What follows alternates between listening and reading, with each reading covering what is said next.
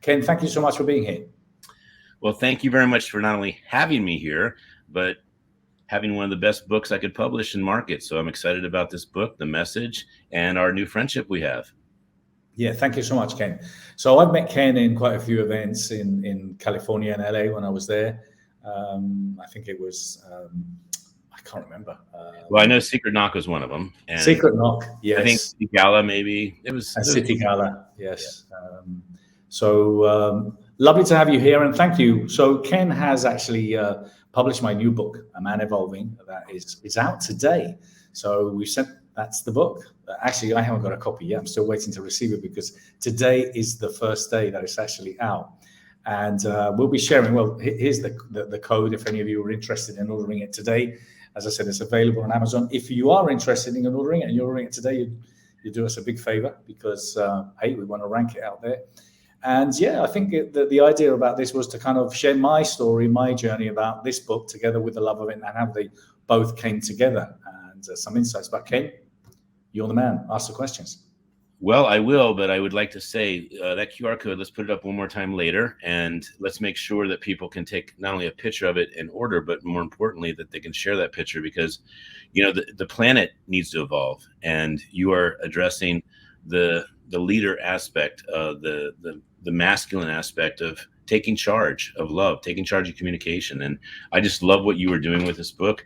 I am getting lots of copies because it's a great book. It's got great poetry. And so here we go with the interview. What did cause you to come up with this idea? Well, I think it was my process of my own personal journey and me evolving as a man. You know, I had a partner. I was married for 30 odd years. And, you know, we met when I was very young. And yes, I'm obviously from a different generation. You know, I'm 50 something now, 57.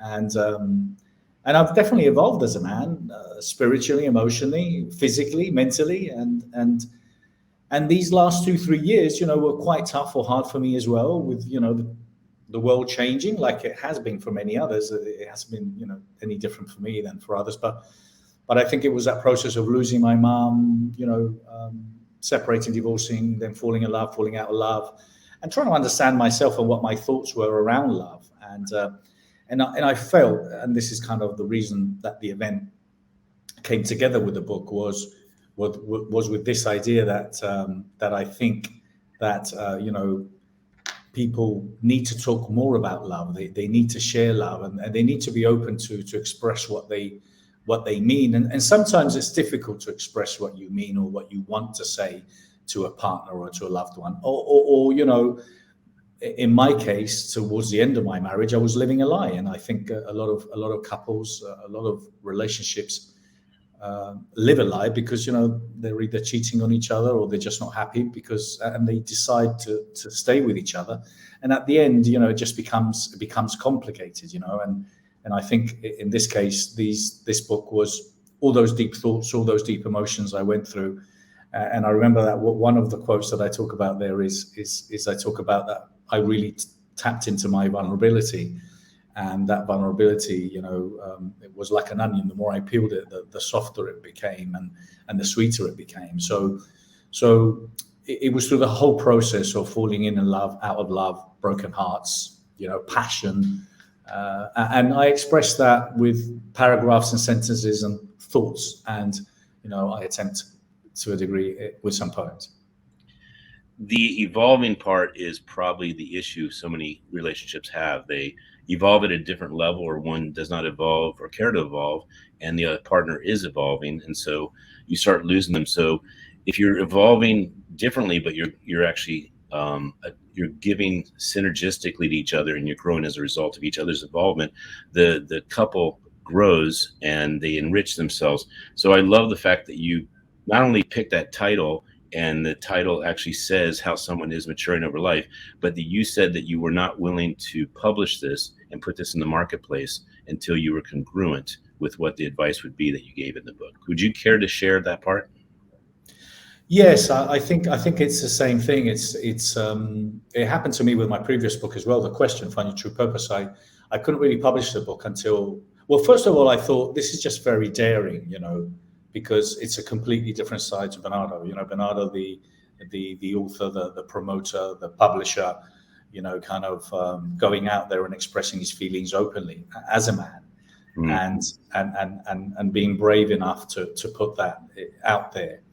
And I was really tempted not to publish it quite a few times, and I just thought that, look, I wrote it for me because it helped me.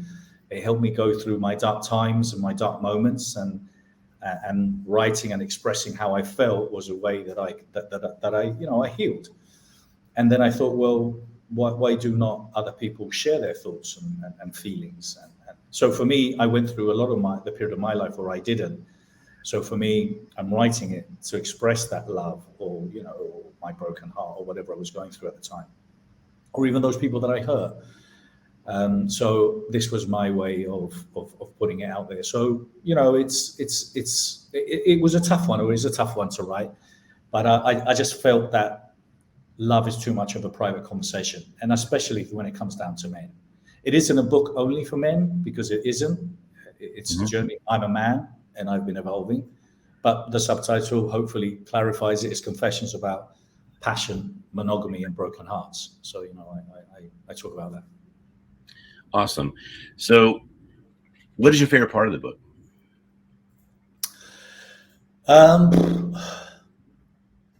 I don't know. What I loved was the process of putting and finding those illustrations. So I worked with a couple of illustrators that could express, not all of them, because there's just so many thoughts in there, but bringing and putting it all together.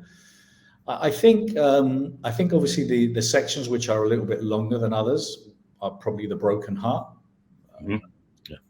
The passion is quite deep, and then I freestyle in thoughts in my mind, which is the last chapter, where kind of I generalize more about love, the world, kindness, moving forward, people stepping forward, to be part of the solution of bringing more love to the forefront. If people spent half the time talking about love as they spend talking about money, or they spend talking about things that they own, kind of. I was going to share this morning that we talk about how much I love my phone, or how much I love my shoes, or how much I love my handbag, but you haven't told your son, for like 3 weeks or 6 weeks, or you haven't told him ever, or you haven't told your partner. So for me, a lot of it is expressing that, and I really felt that in this process of writing this book, I really channeled a lot. I mean, a lot of it was coming to me, which I didn't even know where it was coming from. And I had to read them a couple of times. I thought, this is actually quite good, kind of, where did this come from? Others, maybe not so much, but I thought that they were good. And as I said, they healed me, they helped me. That is what I love about writing books, and also helping people get their word out and impacting the world with their message. But when I write a book, and I'm sure this is true for you, you learn and you evolve as you're actually writing the book. And I know that this is a book about men evolving, and it's so pinnacle that it'd be the same thing that you're evolving during this. But what did you learn in the process of writing this book about yourself? Yeah, what I learned is that there's a lot more to me than just what I do.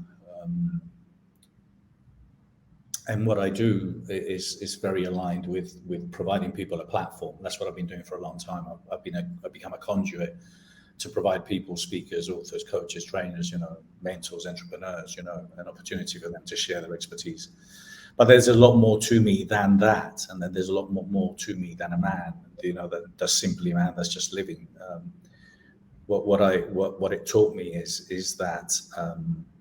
I am able to express my feelings, and I am able to express them in writing, so kind of, I'm not shy to do that anymore, and I think, and we're at a time, I think, where a lot of people struggle with, romance and being romantic, or, falling in love and falling out of love.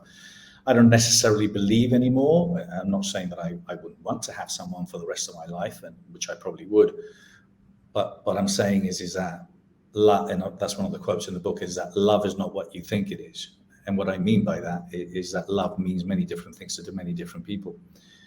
and every person that you meet isn't the person that you have to fall in love with. You can just love the moment, and you can love the experience. And understanding that everything happens for a reason, and you connect with someone for a reason, that's love. That's a beautiful part of it. I think the part I like most about the title and also the process you're sharing in here is that a man evolving is one that is true to himself and stops living the lies and actually just comes clean. And I think that part is the freeing aspect that you're speaking of, that you felt when you were able to say, now I can publish this book because I'm congruent with the message. Yes, absolutely, Ken. And I come from, as I said, I'm from an older generation where it's okay, or it was, not for me anymore, but it is okay. It was okay to cheat, and it was okay just to, because you're away for the weekend or you're away for whatever, and you were away with your mates, and it's okay to cheat. And that's kind of where I think it's just not right anymore. I think, as I said, I just think there's probably thousands, millions of people that are living together forever, and they're truly in love, and great, and I'm happy for them. But for those people that aren't happy anymore, for those people that are cheating, just be truthful, be honest, and just realize that the fact is you're living a lie. Your life is a lie, and your relationship is a lie, and it's not something that you should be proud of. And yes, that conversation you may have may be hurtful, but it's probably going to be less hurtful in the long run if you have that. And I caused a lot of pain because I decided to take action and move on. I hurt a lot of people. I disappointed a lot of friends as well who judged me for what I was doing, but they weren't really interested in my own journey and why I did it. And I did it because I didn't want to live a lie anymore. So I thought I did the right thing. At least I did it for me. It helped my soul. And who would you say this book is most ideal for? Couples, I hope. I thought for men and women equally. As I said, there is a romantic aspect to the book. I mean, the passion is a little bit, some people might find it a little bit, but it's true. Love is passionate, and especially when you're living a passionate relationship or a love affair, it's beautiful in so many ways. You can't think, you can't focus, because all you're thinking about is her or him. So, I wrote a few things about that, but hopefully it's for men and women, any age, but I suppose, maybe the more mature ones, a lot of them that maybe are youngers would probably not understand a word of it, because, they are just living in a completely different world now where, becoming or marrying or being monogamous or being in one relationship might not be something that they're accustomed to or even thinking about. But at some point, I think everyone is looking for someone. But then when you do find that person, just talk about it. What is that relationship like? Is it an open relationship? Is it polygamous? Kind of like just explore and be truthful from the beginning, and just enjoy your time together. Awesome. And what inspires you now? Love. Love inspires me, and keep bringing this conversation to the forefront. Ken, we put this event together. We've been working at it 8 or 9 months, and we've got a big list. A lot of the people that are here have a big list. We've all promoted it. We've had over 3,000 people pre-register, and probably a very small fraction of them have shown up today live, and that's fine, because a lot of them might want to watch the recordings, might want to watch it. They're watching it on TV. They want to watch it maybe on TV at a later date, and that's fine. Again, that's fine also. But this is a subject where hundreds or tens of thousands of people should be involved in, because you might be focusing more about that football match you're going to watch, or that restaurant you're going to go to, or those beers you're going to have. But these are the real conversations. It's only a matter of time. It's only a matter of time where people will realize that love is the most important conversation to have. And love, not romantic love in kindness and caring and giving back, in dealing with everything that is wrong on the planet right now, which is the elevating consciousness aspect of this. There's just so many things that are going wrong, that just can't continue this way. 40 million people enslaved. A child dies of hunger every 30 seconds. we throw in the US, I think they throw 12 billion tons of food every year, so and the list goes on and on and on and on. We're polluting the oceans, and women can't vote, or men are deciding for women what they can or can't do. There's just so many things that require everyone to step up and to start acting. And that's why, as someone who's been putting events for a long time, I want to take my sense of responsibility as a promoter to carry on this conversation around love. Well, what I'm most excited about is that this will evoke and inspire the love tour, the love book tour of an evolving man. Thank you, Ken. Well, listen, just one final, I want to ask you some question. Ken, I want to thank you so much. You've helped me tremendously publishing my book. Tell us a little bit more about what you're doing and what excites you now. Well, I have been the co-founder of the Keep Smiling movement. And this baby right here has been a filter of helping me find people like you. I care about leadership. I care about leaders who are bringing community together and who are inspiring hope. And love is definitely in the field, the same field as hope. I have a beautiful compilation that you're going to be part of.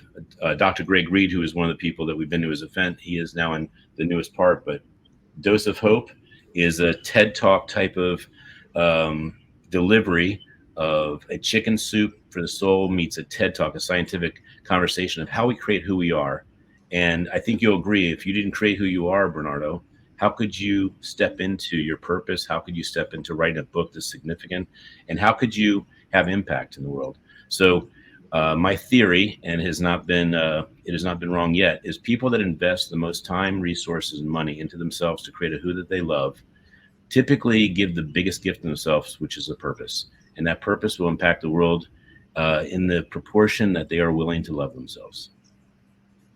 Well, thank you so much, Ken. And again, thank you once again for helping me put the book together. Your support, your team's been amazing. Nothing's been trouble. So I'm very excited, looking forward to it. Thank you so much, Ken. Take care. And Lumarn. Thank you. Lumarn. Okay. All right, Lumarn. Okay, that's another story. Thank you. And for those of you that would like to still, take a last photo of that and share it, I'm very grateful. And if you do buy the book, and I do see you live in LA, I'd love to sign it for you. I'm going to bring in my next guest, which is Jason Smirkic. He's one of the great sponsors, partners that we've had at the Love event from the beginning. And we're just very excited and delighted to have him here. So we'll bring him right now, just in 1 minute. Thank you so much.